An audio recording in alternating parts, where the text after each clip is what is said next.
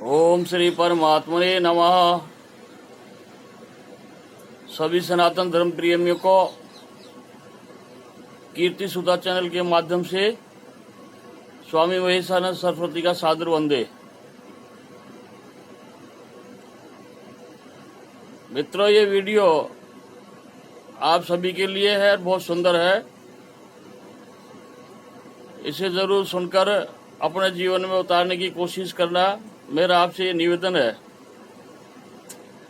एक छोटी सी एक पंक्ति है, पहले मैं वो सुनाता हूँ आपको, उसके बाद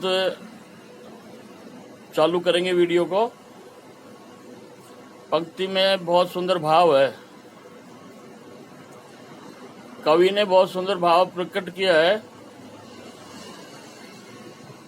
नहीं चाहिए दिल दुखाना किसी का, सदा न रहेगा ये जमाना किसी का, सदा न रहेगा ये जमाना किसी का।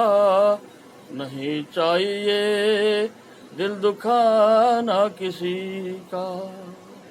मित्रों, हमारे महापुरुष, बुजुर्ग, माता पिता, गुरु और समझदार व्यक्ति एक बात सिखाया करते थे कि यदि किसी का आप आशीर्वाद नहीं ले सकते हो तो किसी की बद्दुआएं मत लेना, अन्यथा वो जीवन में इतना बखेड़ा खड़ा कर देती हैं, अब उनको भोगे ही सारे भोगना ही पड़ता है।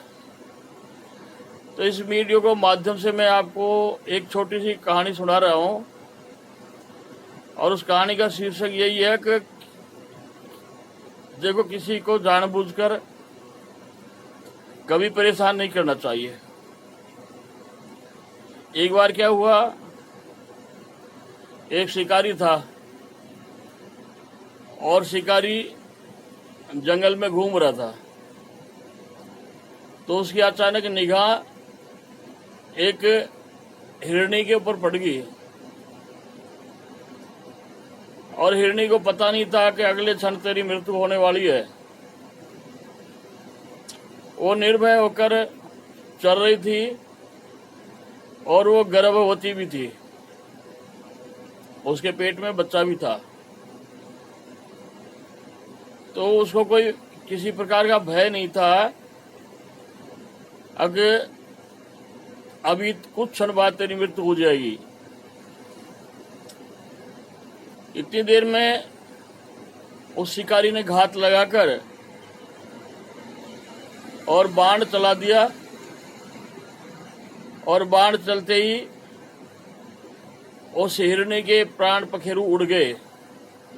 वो तड़प तड़प कर मृत्यु को प्राप्त हुई, और उसके साथ उसके गर्भ में जो बच्चे थे वो बच्चे भी मर गए। तो उस समय उस हिरनी को कितनी पीड़ा हुई होगी, आप अंदाजा लगा सकते हो। तो जिसने हिरनी को मारा वो युवा था, जवान था। कुछ समय बाद उसकी शादी हो जाती है, और शादी होने के बाद में पति पत्नी साथ रहते हैं बहुत प्रेम से, और वो उसकी पत्नी भी गर्भवती हो जाती है।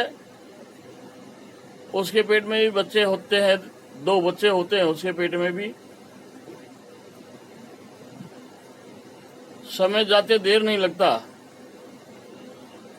एक दिन पति पत्नी की आपस में किसी बात पर विवाद हो गया, छोटी मोटी बात पर कहा सुनी हुई, और उस पत्नी ने आत्महत्या, सुसाइड कर लिया, अपने आप को फांसी लगा ली, और वो तड़प तड़प कर मृत्यु को प्राप्त हुई, और वो बच्चे भी गर्भ में नष्ट हो गए। अब वो शिकारी को पश्चाताप के अलावा कुछ था नहीं उसके जीवन में। तो उसने बार बार चिंतन किया कि ये कैसे हो गया। तो रास्ते से कोई महापुरुष सन्यासी जा रहे थे, उसने सारी कहानी बताई, महाराज मेरे से ऐसे ऐसे बात हुई और मैं बहुत दुखी हूं, मैं चाहता हूं मैं भी मृत्यु को प्राप्त हो जाऊं। तो सन्यासी ने कहा कि भाई आपका जो कर्म है उसका परिणाम तो आपको भोगना पड़ेगा। आपने कितने निर्जीव जीवों की हत्या की है, और ये जो हिरणी आपने मारी ये तो गर्भवती थी, इसको कितना कष्ट हुआ होगा, इसके बच्चे भी मर गए और खुद भी मार दी आपने, तो इनके कर्मों का फल आपको अवश्य भोगना पड़ेगा। कुछ दिन बाद शिकारी की तबीयत खराब हुई, शरीर बीमार हो गया और वो तड़प तड़प कर ये संसार को छोड़कर चल बसा। तो इस कहानी के माध्यम से मैं ये बताना चाहता हूं, अगर जीवन में यदि किसी का आप कुछ भला नहीं कर सकते हो तो किसी का बुरा भी मत करना। और मित्रों, पुनः मैं आपको एक बार निवेदन करता हूं, क्या पता कब किसके मुंह से अंतरात्मा की आवाज निकल जाए और वो बद्दुआ के रूप में परिवर्तन हो गई तो वंश नष्ट हो जाते हैं। जीवन की तो बात ही अलग है। अगली वीडियो के अंदर मैं आपको इसका मेरे आंखों देखा मैं प्रमाण बताऊंगा। छोटी सी गलती से वंश नष्ट हो गए लोगों के।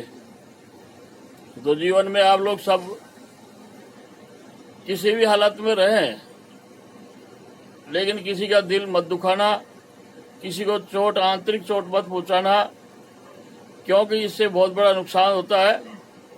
इसी के साथ जय हिंद, जय भारत, राधे राधे।